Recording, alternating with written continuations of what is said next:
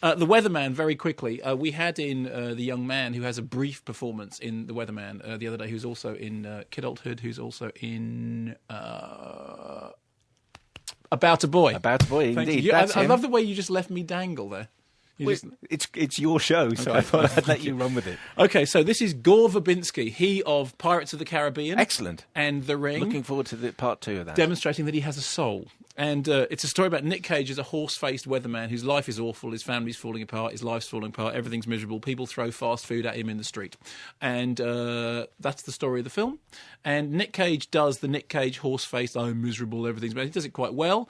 Gore Verbinski does know how to shoot, so he does make everything look like an advert. And it's true that the cityscapes all look very pretty and it all sort of very nicely shot. The problem is Gore Verbinski does not have a soul. And Gore Verbinski's movies do not have a soul. So you're sitting there thinking, there is Nick Cage and Michael Caine. Michael Caine, whose accent, incidentally, traverses entire continents in a single sentence. Excellent. Why doesn't somebody just say, Michael, just do the British accent. We'll put in a line that explains that you grew up in England. Because you can't do accents. He's like Jimmy Nesbitt. He has to be from Northern Ireland. Don't even try anything else. It's just, with the greatest respect. It's just silly. So they are trying their hardest, but it's really not going to redeem the thing.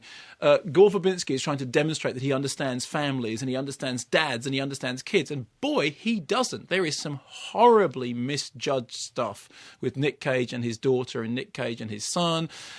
And you end up thinking, well, you know what, Gore? I've just looked at your rap sheet, and the next 2 things you've got down are Pirates of the Caribbean 2 and Pirates of the Caribbean 3. And you know what?